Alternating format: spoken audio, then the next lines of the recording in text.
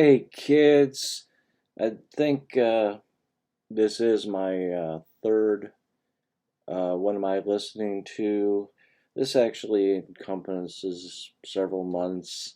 Uh, I think the oldest one is a live album, which I'll talk to you about in a little bit. But if you know me, I'm a big King's X fan, uh, and us fans had been uh, waiting for 14 years for their next album, their next studio album to be released. They do side projects, they do solo work, but they haven't released an album with King's X material in 14 years. Before COVID, the album was finished, but they didn't want to release it until they could go out and perform live. Uh, I kind of half jokingly uh, said, it better be amazing after 14 years of waiting. And I'll be honest with you, in my opinion, this is like their best album since Dogman, which is about 30 years. It's a nice fancy thing, digipack, I think they call it. Yeah. You got some pictures in there. Excellent. The bass playing is just beyond words. In fact, everybody seemed to be ready to with their A game, and they just rammed into each other and created this incredible album. I forgot who the producer is, but I think he produced one of Doug Pinnick, who is the main lead singer of the band. One of the things that really stands out is everybody gets multiple songs on the album. There's three members. Doug Pinnick, he's the bass player, lead singer. Ty Tabor, he's the guitar player and sometimes lead singer, but they all sing harmonies. Then there's Jerry Gaskill, who's the drummer. Jerry gets three songs on this album, and they're all great. I'm going to be putting links to songs below after I'm done here.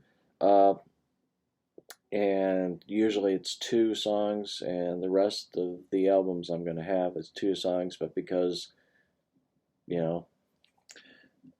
three sides of one, three members of the band, of a three-piece band, has written songs and perform them on the album, so I'm going to represent that. The last CD that I have, and I prefer CDs, but I have downloaded some things out of convenience, some things because I was forced to. I would have to say, King's X is my favorite band, and number two, just because of the longevity, how long I've been listening to them, how long I've been collecting their material. Of course, this doesn't tell you much, but this is The Cult.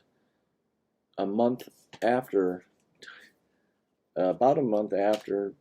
King's X releases an album, The Cult releases that album. Now, I went nuts for the bass playing on King's X, and Billy Duffy is the guitar player. He's the guy who writes all the music. I've never thought he would let anybody upstage him.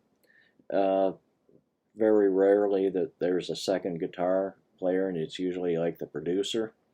But the bass is really put forward heavily on this album. And I could honestly say it kind of upstages him a bit, and this album is kind of like a throwback to their more of a style that makes sense with the Love, the Dreamtime, their first album, their second album, Love. It's more in line with that type, very kind of moody and with a lot of the songs. Once again, I'll have a couple songs after that. Uh, well, a few years ago, I went to a friend of mine. His favorite bass player was coming around with a side project he had called Stickmen. That's Tony Levin, and it was a great show. They played their material as well as King Crimson. Levin and uh,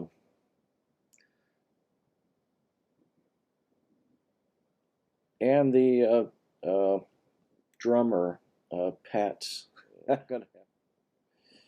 The drummer is Pat Master Mastalato. He has played with King Crimson. I went to see King Crimson before this show. Um, Excellent show. But the uh, other guy is, if I can remember right, Marcus Reuter. I'm not sure if I'm pronouncing that right. He's German. The first time I saw the band, I actually spoke with him, and I did not realize he was German. I don't know why, because the accent seems obvious to me now. But uh, a few months ago, I went to see them at a small club very close to me, and so I decided to download another album. I had a studio album, which I got it signed from all the band members years ago, and the album I got is a live album. They have they added a sax player, Mel Collins. Now, if you know this type of music, well, what it is the original concept of Stickmen, that they're both, aside from the drummer, were playing Chapman sticks. That's a string instrument that you mostly tap. They can do bass and they can do more higher end sounds. So it can sound like a keyboard and all that type of jazz. But Marcus uh, reinvented a guitar for himself, which utilizes some of the concept of the stick, Chapman stick. And yeah, so I decided to go see it and download the thing with the sax player. It's very melodic music, and with the sax, it's just so much better. It's just amazing how good this album is, and the live performances was great too. Um, I know that's the reason I downloaded this. The reason I downloaded the next one, which is Porcupine Tree Closure. Uh, Closure and continuation, or something like that. Yep, closure and continuation. I could not find a CD to save my life. I like, you know, uh, proper media. I have lost things that were digital, um, and and I even went to Amazon pretty recently, and they have CD, but it's like over $60. So I don't know what the hell's going on with that. So I was forced to download it. Uh, just like King's X, this was like 12 years waiting for them to get back together. If you know anything about Porcupine Tree, Steven Wilson, who is this kind of a huge name in progressive rock nowadays, uh, he decided to go solo. Uh, and It was what they call uh,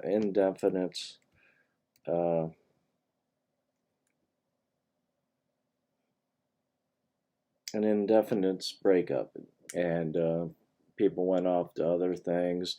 Gavin Harrison, who's my favorite drummer, he went off to King Crimson. He's one of 3 drummers. King Crimson and Pineapple Thief was another band he played with, which I saw live. Him, Stephen Wilson, Gavin Harrison, Richard Barbareri, I think that's how you pronounce his name. They're back. The bass player, Colin Edwin, is not back, and I don't know why. But this album has excellent bass playing. I think some people didn't like it because it almost seems like it's just, in some ways, recycled. I like it. I haven't really listened to it as much as I would like. Sometimes I forget I have it because it's just files instead of a CD. But yeah, it is a very good album. I love Porcupine Tree. The last time they came here, the venue they booked barely had anybody in it. It was sad. So I doubt they'll ever come to Detroit again. Okay, after that, I had seen these guys, and I was definitely hoping to see these guys one day. Let me see if I can pronounce this name. Amon, Amarth. Yeah, I had seen them maybe 2 or 3 months ago. I really wanted to check these guys out, and I had a great time. They had 3 other bands, Obituary, Cattle Decapitation, and Carcass. I'm going to see them again, Amon. They're going to open up for Ghost this summer, so I'll be seeing them again. They did not, I don't think this album was released when I saw them, and just for convenience sake, more than anything else, I downloaded it, so that's why I'm not holding up a CD. But yeah, 2 concerts, Stickmen, they're so good.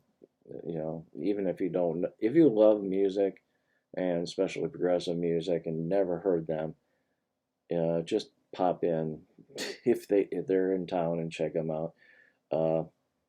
Porcupine Tree is a great live band too.